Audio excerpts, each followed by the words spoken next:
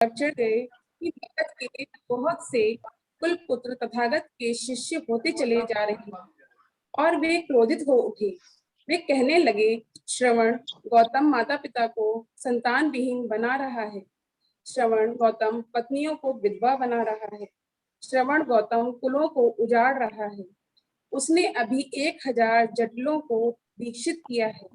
उसने संजय के अनुयायी 250 परिव्राजकों को दीक्षित किया है और मगध के ये बहुत से कुल पुत्र श्रवण गौतम की अधीनता में पवित्र जीवन व्यतीत कर रहे हैं।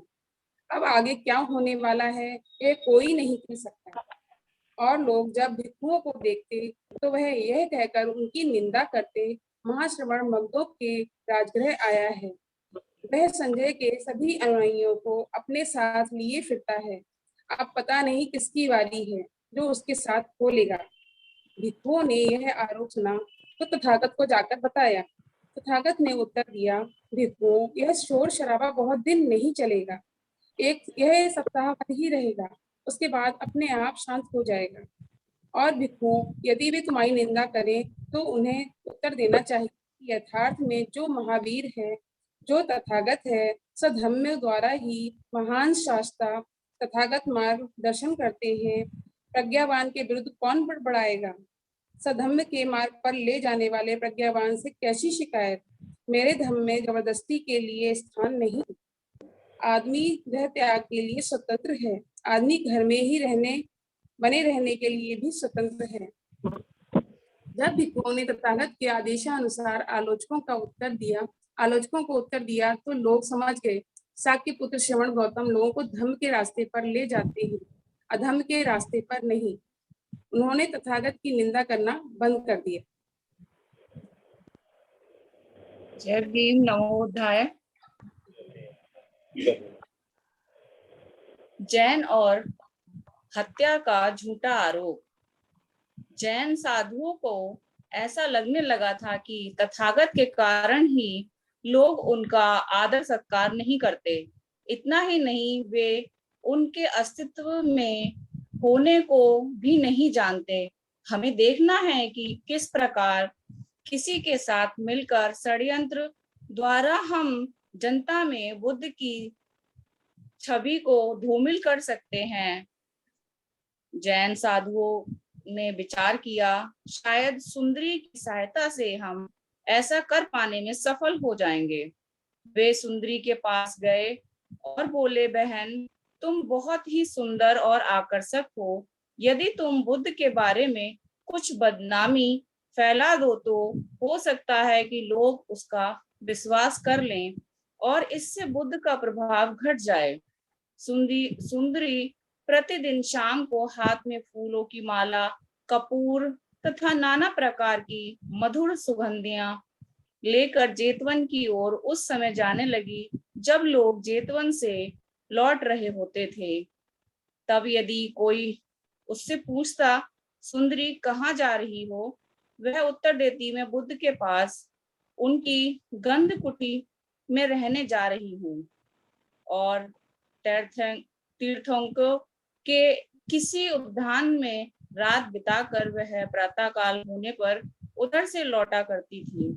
यदि कोई उससे पूछता कि तू रात भर कहाँ रही, तो वह उत्तर देती, मैंने बुद्ध के पास रात बिताई।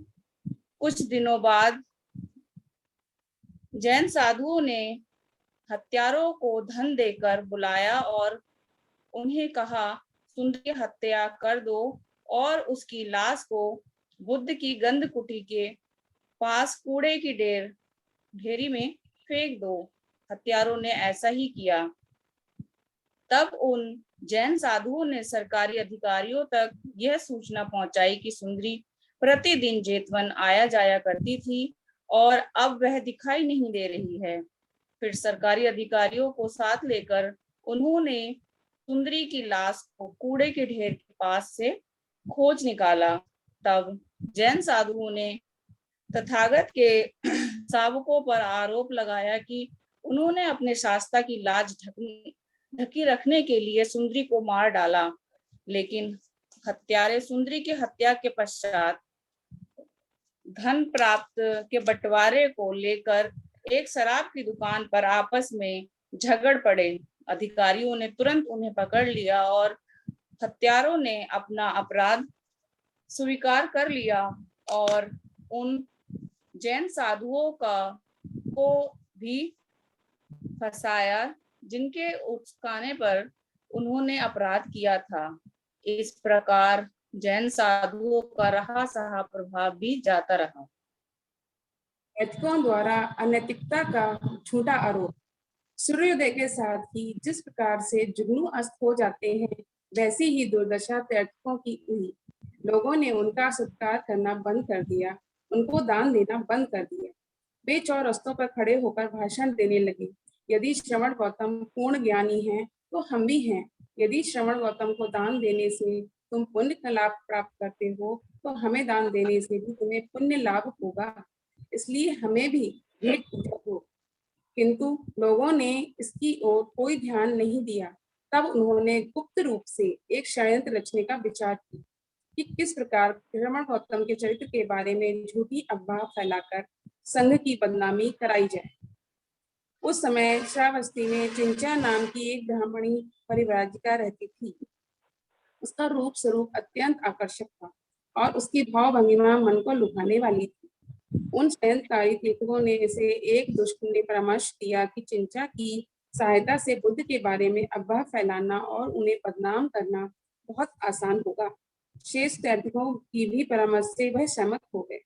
एक दिन चिंचा तीर्थकों के उद्यान में आई और अभिवादन कर पास में ही बैठ गई, लेकिन किसी ने उससे बात नहीं की। इस पर चकित होकर वह बोली, क्या मैंने आपका कोई अपराध किया है? मैंने आपको 3 बार अभिवादन किया है और आप मुझसे एक शब्द भी नहीं बोलते। तीर्थक बोले, बहन, क्या तू इतना भी नहीं जानती कि श्रवण गौतम अपनी जनप्रियता से हमारे लाभ सत्कार में बहुत बाधक हो रहा है। चिंचा ने उत्तर में कहा, मैं नहीं जानती, क्या मैं इस विषय में कुछ कर सकती हूँ? बहन, यदि तू हमारा भला करना चाहती है, तो अपने प्रयास से श्रवण गौतम के बारे में अफवाह फैला और इस प्रकार उनकी जनप्रियता को समाप्त कर दे। बहुत अच्छा, निश्चिंत रहे और यह सब मुझ पर छोड़ दें। यह कहकर वह वहां से चली गई। स्त्री चरित्र दिखाने में चिंचा पारंगत थी। जब श्रावस्ती के लोग बुद्ध का प्रवचन सुनकर लौट कर आया करते थे, तो चिंचा लाल वस्त्र पहनकर हाथ में फूलों की माला और सुगंधियां लेकर चेतवन की ओर जाया करती थी।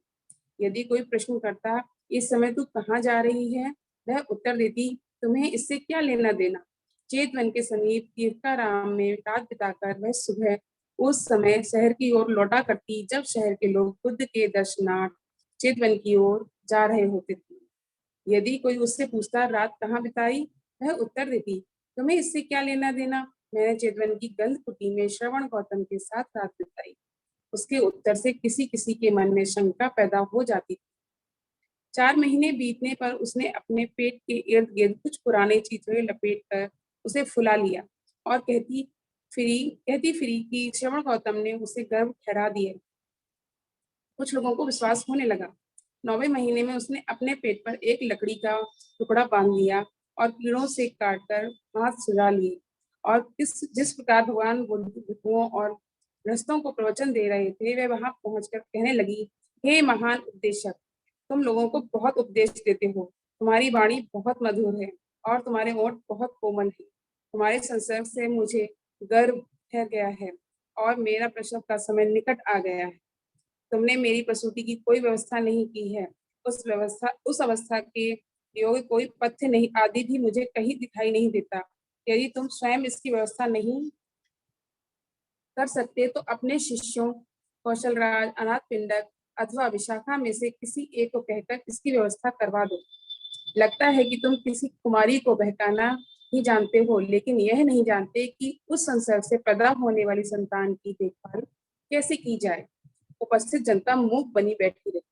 भगवान बुद्ध ने अपना प्रवचन बीच में रोककर बहुत संयम और गंभीरता से उत्तर दिया, बहन, तूने जो कुछ कहा है वह सत्य अथवा झूठ है, उसका ज्ञान केवल हम दोनों को है। जिंजा जोर से खांसते हुए बोली, हाँ हाँ शास्त्रा, इस बात का ज्ञान हम दोनों को ही हो सकता है। उसके खांसने से रस्सी की वह गांठ जिसने वह लकड़ी पेट पर बांधी गई थी, ढीली पड़ गई और लकड़ी खिसकते उसके पांव पर आ पड़ी।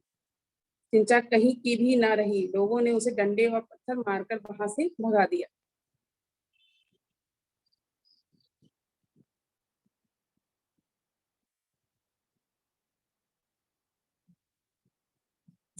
माइक ऑन कर लीजिए।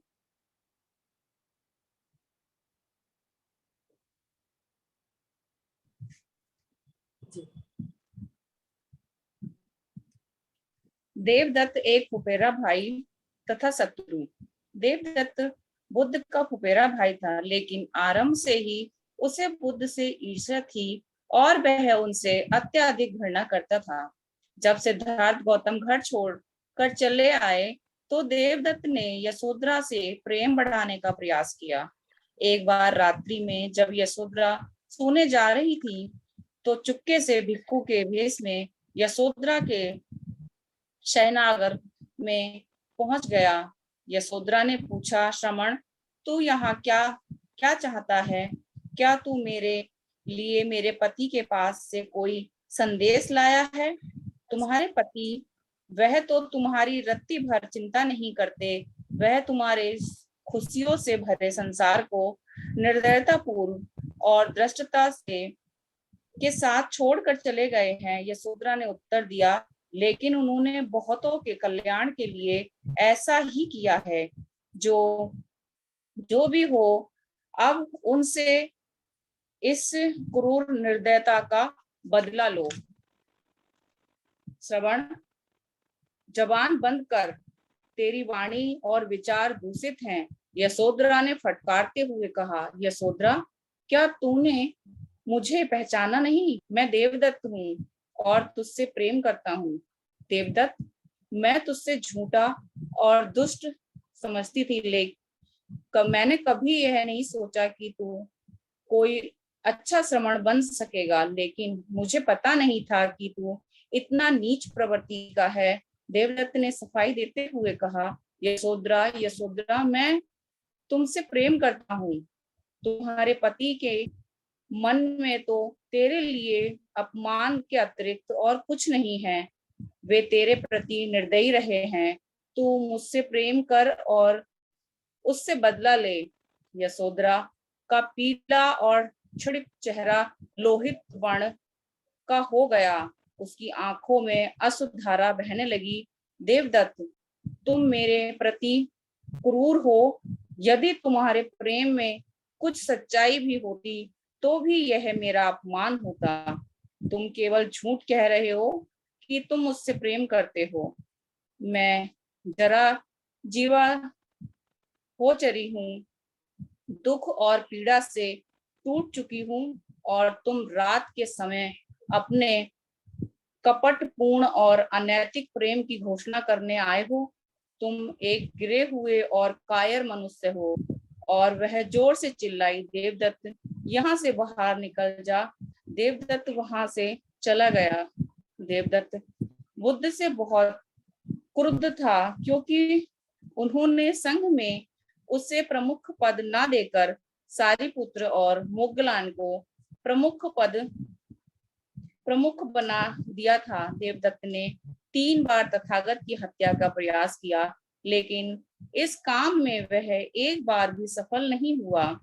एक बार बुद्ध ग्रदकुट पर्वत के नीचे छाया में ऊपर नीचे टहल रहे थे।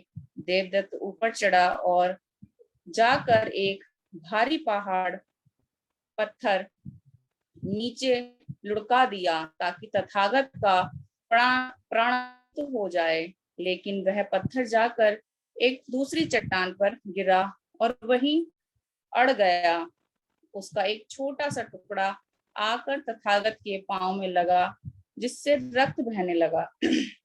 उसने बुद्ध की जान लेने की दूसरी बार भी प्रयास किया। देवदत्त इस बार राजकुमार अजातशत्रु के पास गया और बोला, मुझे कुछ आदमी दो। और अजातशत्रु ने अपने आदमियों को आज्ञा दी, आदरणीय देवदत्त, तुम्हें जो भी कहे वही करो। तब देवदत्त ने एक आदमी को आज्ञा दी, मित्र, जाओ, बुद्ध अमुक स्थान पर है, जाकर उनकी हत्या कर दो। वह आदमी वहां लौट कर आया और बोला, मैं तथागत के प्राण नहीं ले सकता। उसने तथागत की हत्या का एक तीसरा प्रयास भी किया। उस समय राजगृह में नीलगिरी नाम का एक बड़ा भयानक नर हत्यारा हाथी रहता था। देवदत्त राजगृह पहुंचा और वहां हाथियों के अस्तबल में जाकर उसने हाथियों की देखभाल करने को कहा। मित्रों, मैं राजा का संबंधी हूँ। मैं जिस आदमी को चाहूं उसे नीचे के पद से उच्च पद पर पदोन्नत करवा सकता हूँ और उसके राशन अथवा वेतन में वृद्धि करवा सकता हूँ। इसलिए मित्रों, जब बुद्ध इस रथ मार्ग पर पहुंचे तो तुम नीलगिरी को खुला छोड़ दें, सड़क पर जाने देना। देवदत्त ने बुद्ध की हत्या करने के लिए धनुष बाण धारियों को भी रख लिया। उसने मदमस्त हाथी को उस सड़क पर छुड़वा दिया जिधर से बुद्ध आ रहे थे, लेकिन वह असफल रहा। जब लोगों को उनके इस दुष्ट प्रयासों की जानकारी हुई तो जनता ने उसको दान देना बंद कर दिया और राजा अजातशत्रु ने भी उससे मिलना जुलना बंद कर दिया। अब जीवित रहने के लिए उसे घर घर से भिक्षा मांगनी पड़ती थी। अजातशत्रु ने देवदत्त को बहुत सहायता प्राप्त होती थी जिसे वह सुरक्षित नहीं रख पाया। नीलगिरी की घटना के बाद देवदत्त का रहा सहा प्रभाव भी समाप्त हो गया।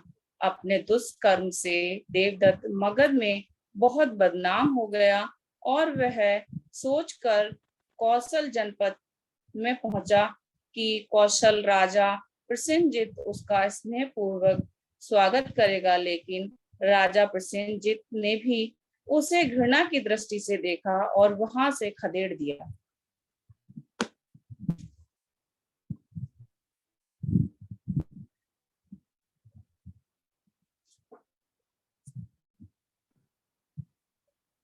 ब्राह्मण तथा भगवान बुद्ध को पानी पिलाने पर दासी कन्या की हत्या।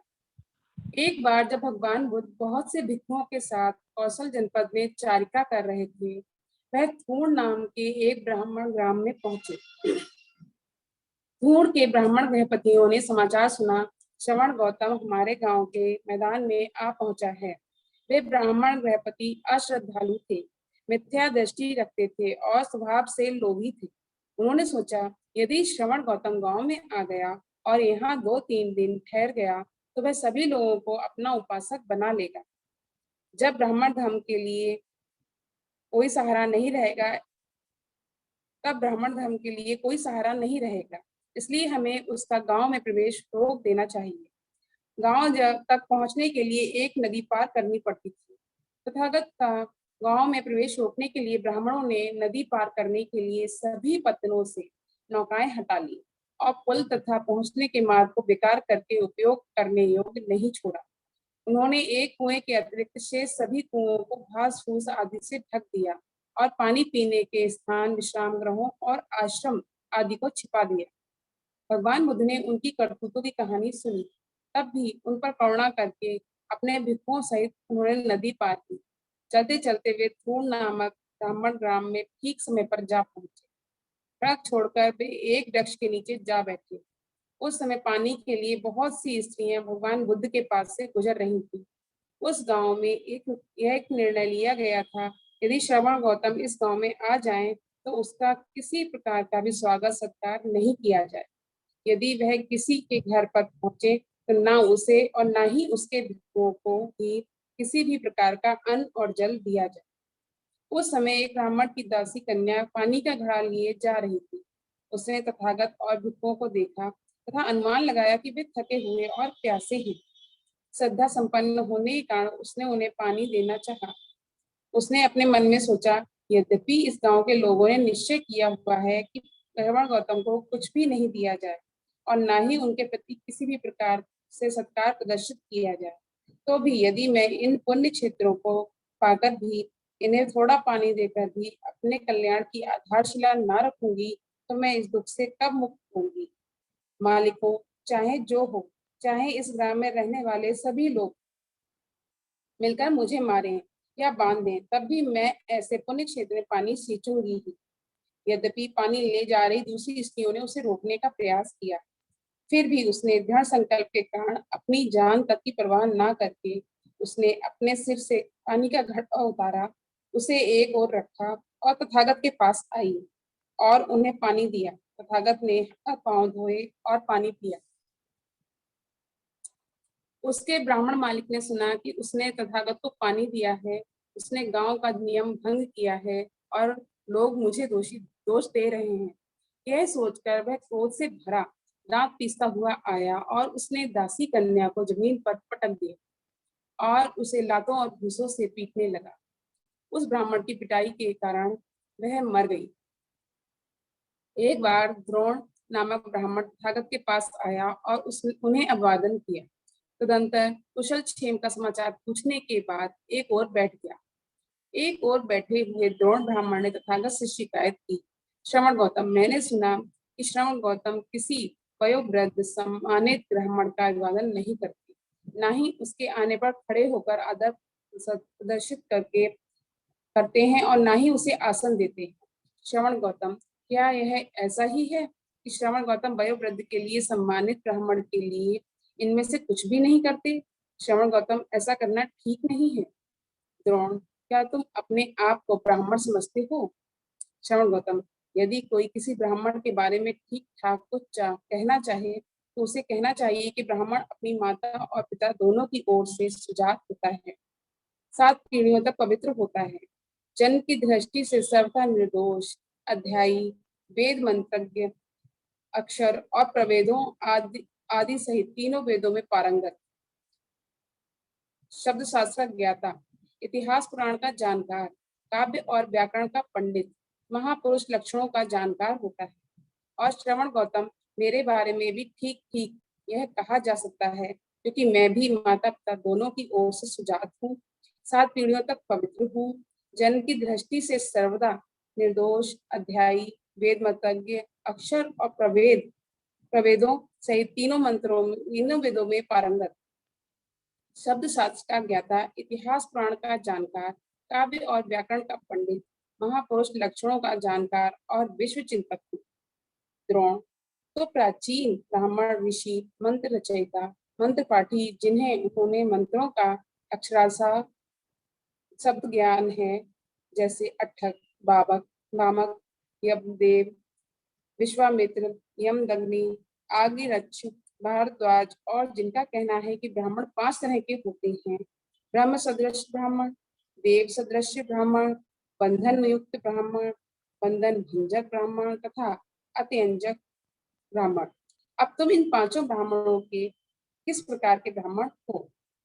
श्रवण गौतम, हमें इन 5 प्रकार के ब्राह्मणों की जानकारी नहीं है, किंतु तब भी हम मानते हैं कि हम ब्राह्मण हैं।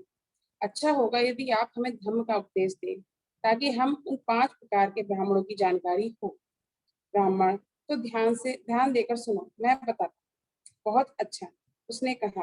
तब तथागत बोले, हे द्रोण, कौन सा एक ब्राह्मण ब्रह्म सदृश होता है?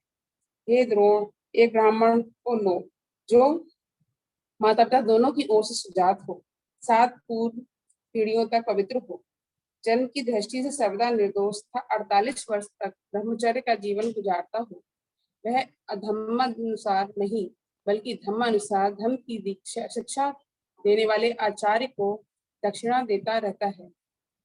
और द्रोण, धर्मानुसार का क्या अर्थ है? वह ना कृषि से, ना व्यापार से, ना ग्वाला बनकर, ना धनुधारी बनकर, ना राज कर्मचारी बनकर और ना किसी दूसरे व्यवसाय से ही अपनी जीविका कमाता है। भिक्षा पात्र को तुच्छ न समझते हुए वह जीविका के लिए भिक्षा मांगता फिरता है।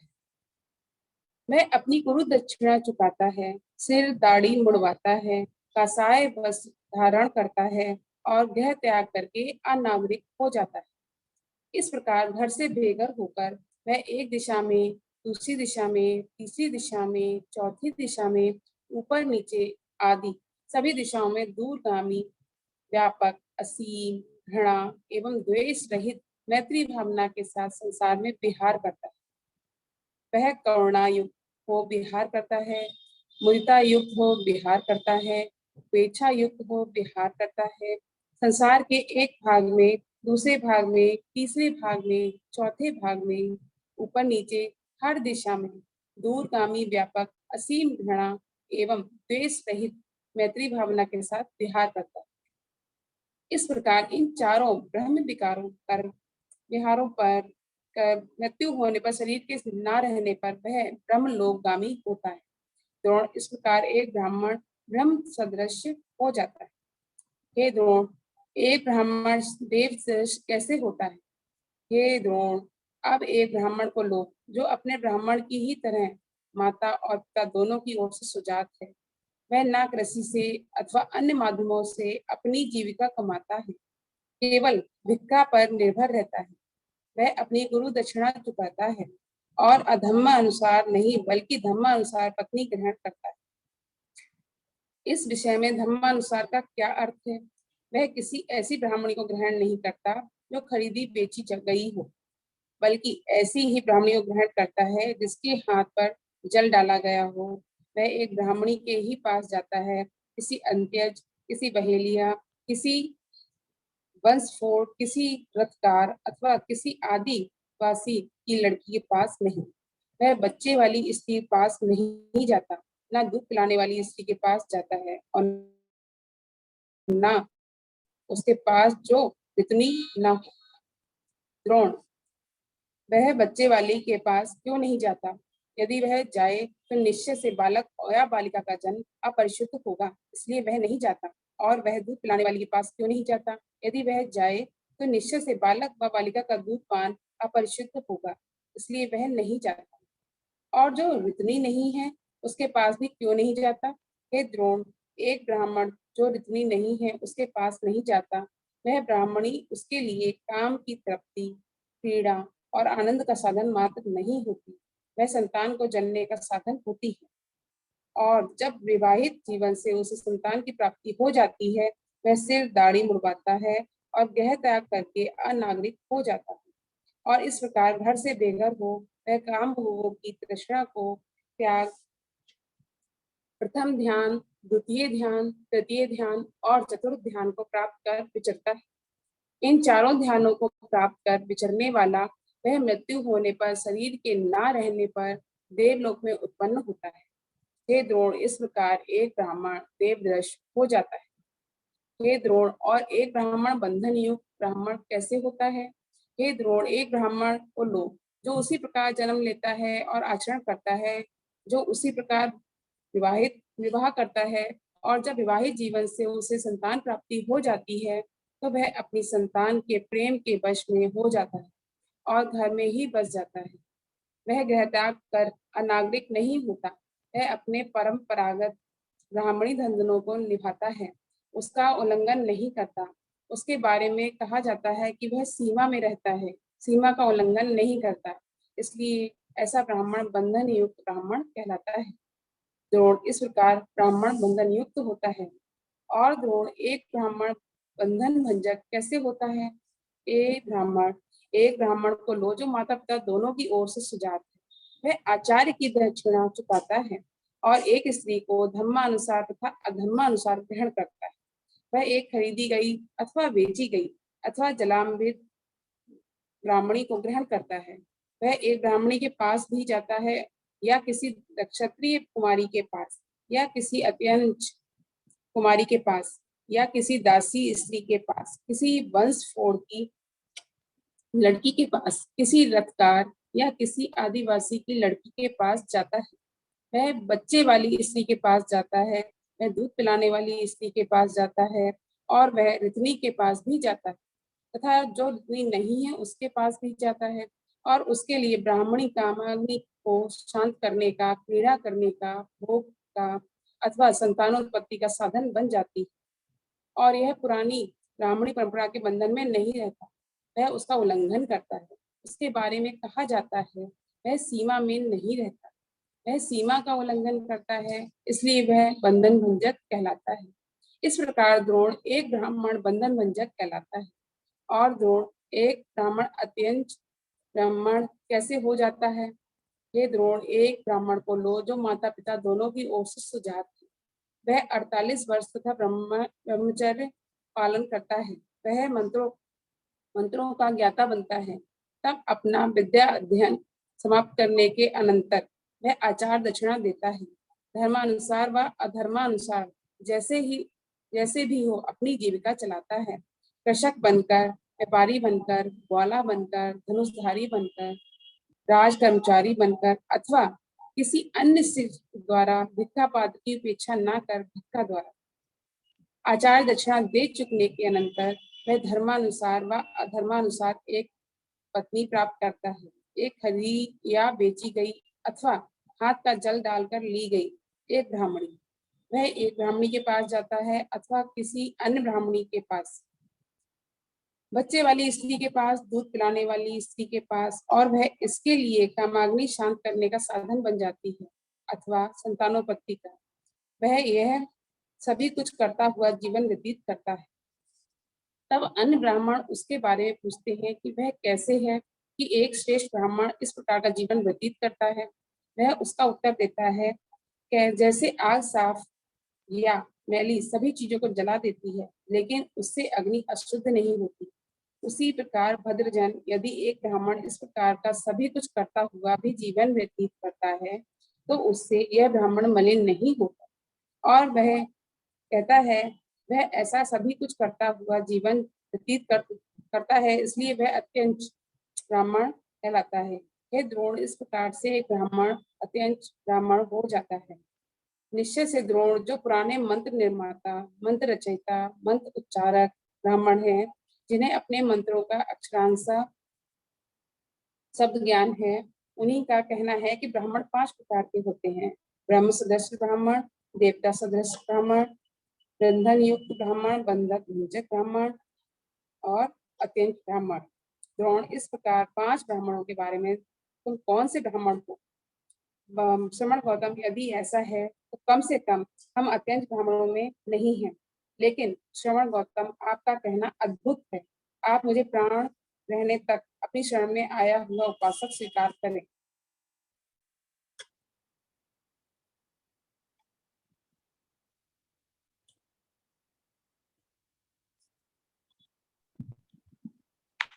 तीसरा भाग, उनके धम्म के आलोचक। संघ में सभी के प्रवेश की स्वतंत्रता के आलोचक। किसी भी उपासक गृहस्थ को भिक्खु संघ अपना सदस्य बना सकता था। कुछ लोग ऐसे थे जो बुद्ध की आलोचना करते थे कि उन्होंने सभी के लिए भिक्खु संघ का द्वार खोल रखा था। उनका तर्क था कि इस व्यवस्था में कुछ संघ में प्रविष्ट होने के तदंतर फिर से गृहस्थ बन सकते हैं और उनके इस प्रकार निम्न स्थिति में वापस चले जाने से लोगों को यह कहने का अवसर मिलेगा कि तथागत का धम्म बेकार ही होगा, तभी तो लोगों ने इसे त्याग दिया। यह आलोचना निराधार थी। जिस उद्देश्य से तथागत ने यह नियम बनाया था, वह उद्देश्य आलोचकों के ध्यान में नहीं आया। तथागत का उत्तर था कि उन्होंने सद्धम्म की स्थापना करके निर्मल जल से भरे सरोवर का निर्माण किया है।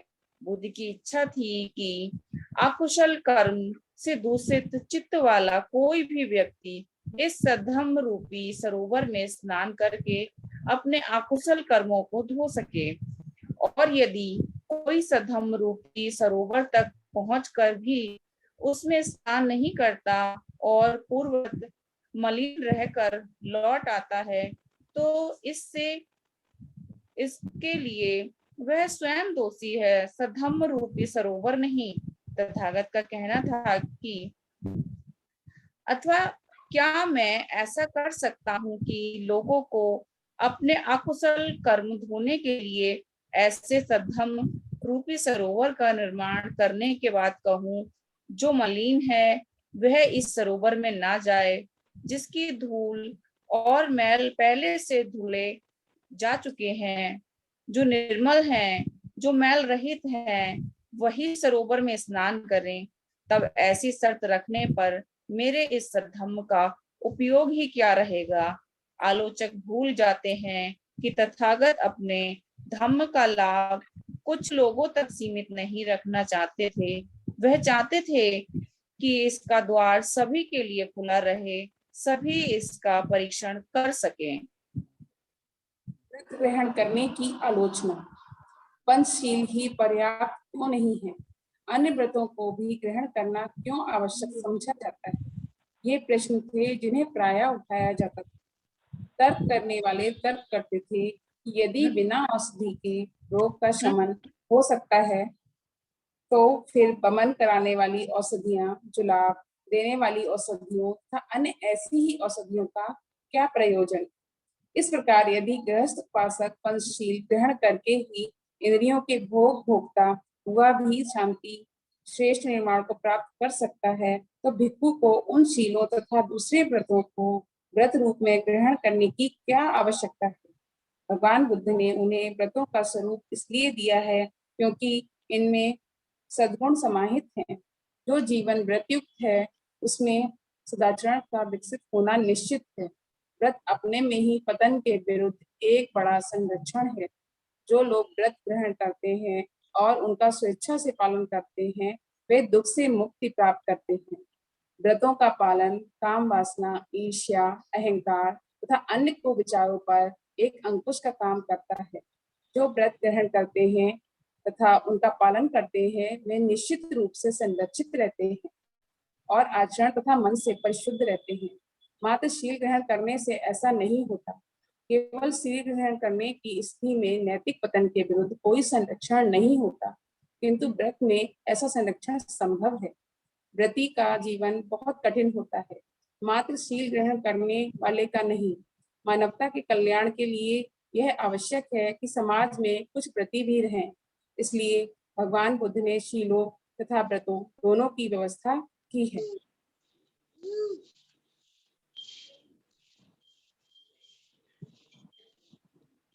Mic ma'am, mic. हेलो। जी। अहिंसा के सिद्धांत की आलोचना। ऐसे लोग भी थे जो अहिंसा के सिद्धांत पर आपत्ति करते थे। उनका कहना था कि अहिंसा का अर्थ है अन्याय तथा अत्याचार के सामने झुक जाना। बुद्ध ने अहिंसा के सिद्धांत का जो उपदेश दिया उसकी यह बिल्कुल गलत व्याख्या है। बुद्ध ने अनेक अवसरों पर अपनी स्थिति स्पष्ट की है, जिससे इस बारे में किसी भी प्रकार की अस्पष्टता या भ्रम न रहे। ऐसा प्रथम उल्लेखनीय अवसर था जब उन्होंने एक सैनिक के संघ में प्रविष्ट होने के बारे में नियम बनाया। एक समय मगध राजा के सीमांत प्रदेश बहुत उत्तेजित थे।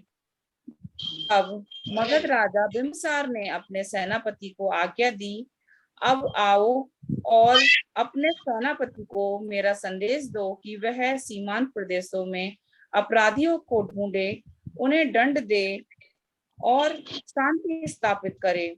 सेनापति ने आज्ञा का पालन किया। सेनापति की आज्ञा पाकर सेना नायक बहुत दुविधा में पड़ गए। वह जानते थे कि तथागत की शिक्षा है कि वे युद्ध में लड़े जाते हैं और युद्ध में आनंद का अनुभव करते हैं।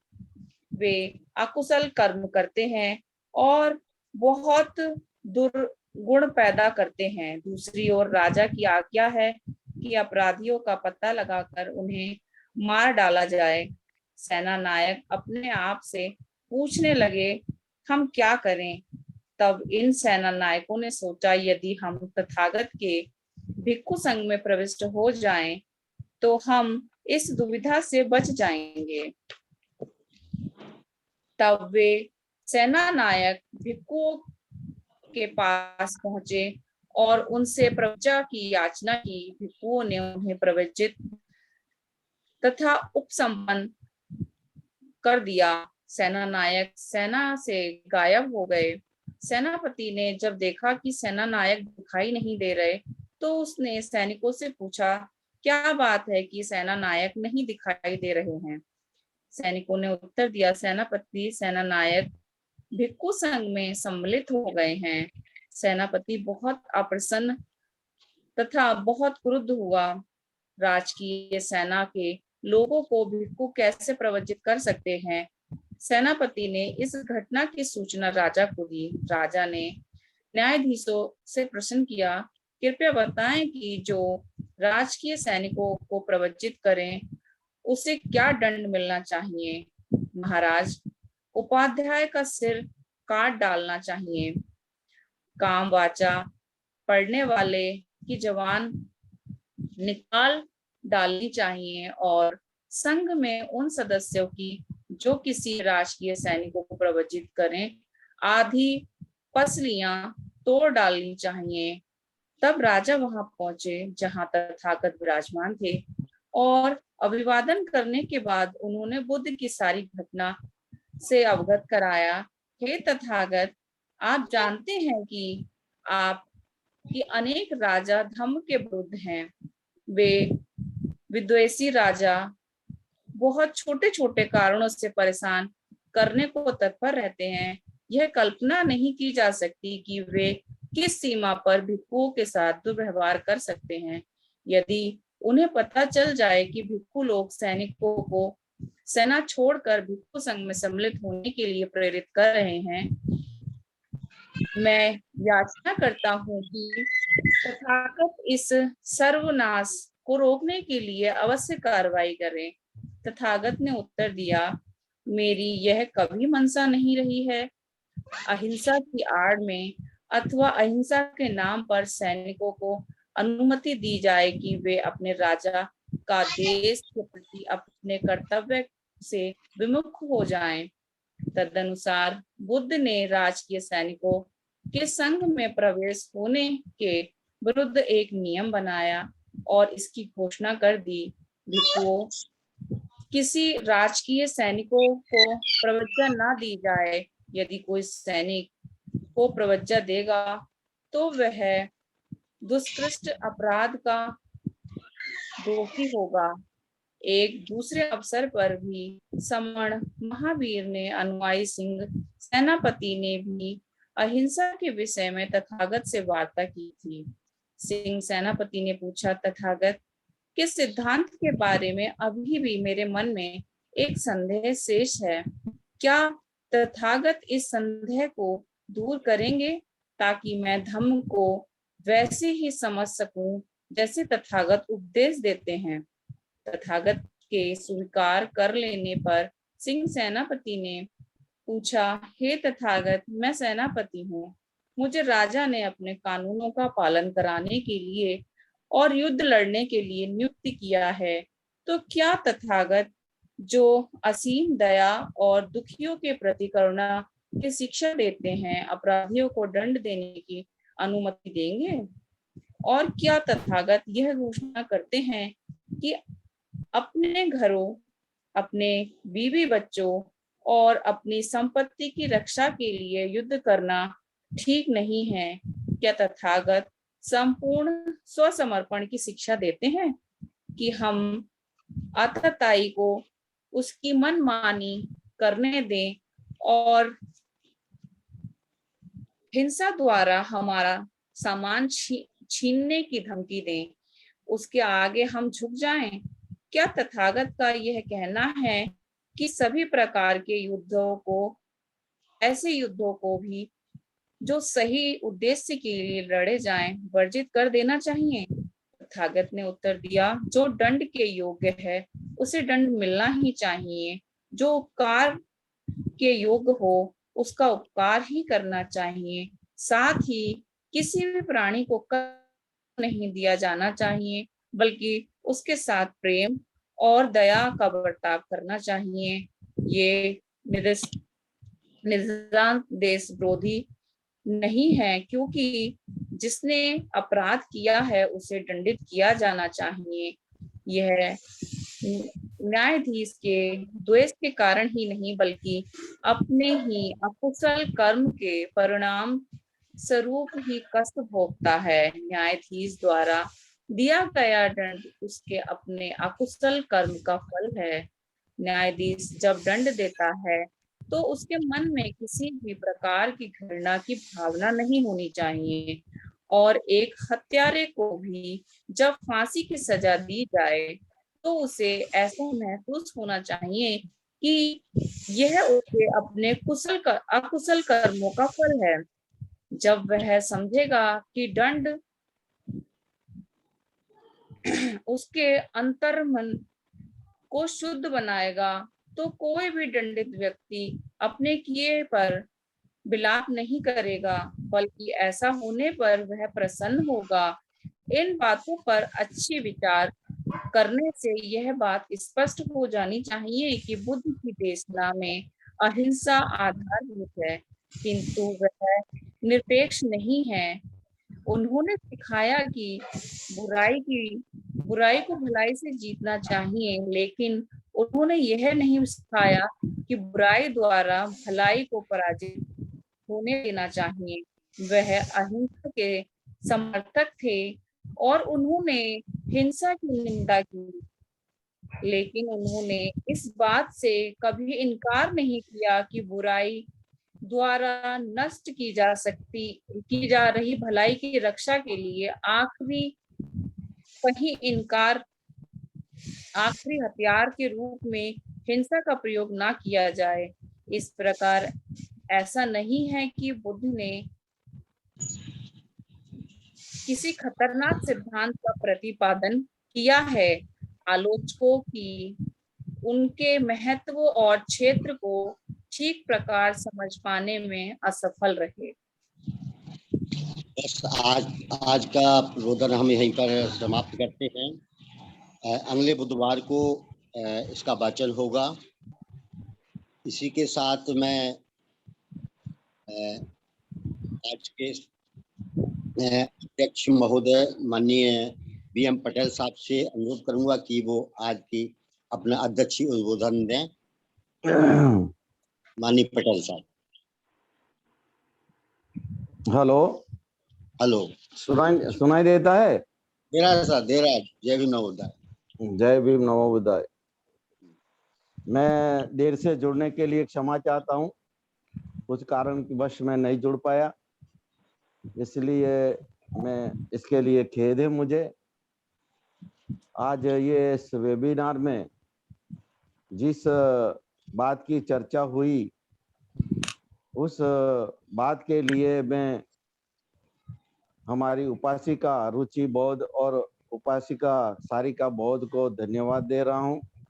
बहुत ही सुरुचि रूप से अच्छे ढंग से उन्होंने पठन पाठन किया है, हर एक को समझ में आए इस तरह से उनका उद्बोधन था, और बड़े अच्छे ढंग से उन्होंने इस वेबिनार में ये बुद्ध और उनका धम्म का जो अहिंसा के बारे में और कई ऐसे जो प्रश्न थे उसको बहुत अच्छी ढंग से उन्होंने इस तरह से उन्होंने उद्बोधन किया है कि हर एक आदमी को समझ पड़ी है। मैं मान्यवर हमारे जो संस्थापक धर्म प्रकाश भारती जी को मैं धन्यवाद देता हूं, और मुझे ये अध्यक्षता देने का जो उन्होंने मुझे सहयोग दिया है और मुझे अध्यक्ष के लिए मुझे चुना है, मैं इनके लिए उनका आभारी हूं। और इस बार इस वेबिनार का जो काम है उसको मैं समाप्ति की ओर ले जाने के लिए संचालन को मैं आदेश देता हूं। तो अब हम, जैसा कि हमारी परंपरा है कि कोई भी कार्यक्रम शुरू करते हैं तो बुद्ध वंदना से करते हैं, तो समापन जो है 26 सप्ताह से करते हैं।